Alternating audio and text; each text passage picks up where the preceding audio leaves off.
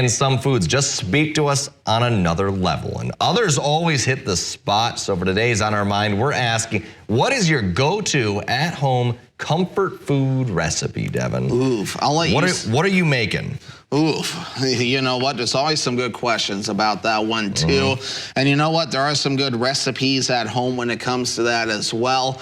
And you know what? If you want something quick and easy, there's some good fish sticks in a freezer you can always throw in too. But if you want to make something from scratch, there's always a good, some people call it shepherd's pie. For me, in my household, it's hamburger pie.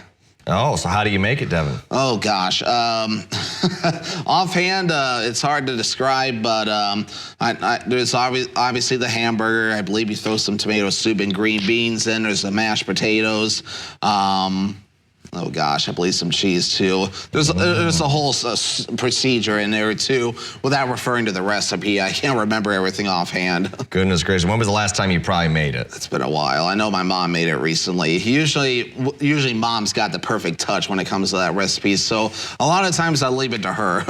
All right. Well, for my at-home thing, when I'm doing a lot of the cooking, well, I mean, I do a lot of cooking, and it's chicken parm. That's a good one too. It's like a twice breaded chicken parm. So it's got the the seasoning on the chicken. You let it marinate with I do chicken tenders, like chicken tender cutlets, basically, and then throw some seasoning on there, lots of it. And then you season the flour as well, and you season the breadcrumbs. So you go from the chicken, and then it goes into the flour, then it goes to the egg, then it goes into the breadcrumbs, then you fry it up in some hot avocado oil, and then, do that, and then that's the crispy chicken. Then you shred some parm brick on there, and then you throw it back in the oven to get that cheese nice and crispy on top. I also love just grilling out. Grilling out's also fun, too. Grilling out, you can't go wrong with it. When your bratwurst and your cheeseburgers and everything else, too, that's also good comfort food. But if you had to make something quick, I don't know, from the freezer, for example, what would you turn to for that if you wanted to make something quick?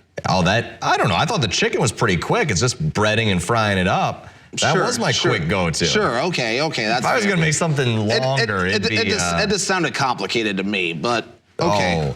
Oh, how long does that procedure take you for your chicken parm? It's like 20 minutes, 25 minutes, I'd say. Okay, that's fair. Because, you're throwing it in there in the broiler in the oven, and that's pretty quick. So you can turn that on basically by the time you're frying the chicken up, which only takes, I don't know, 15 minutes-ish. You want to make sure it's cooked, but that's pretty quick. It's not bad.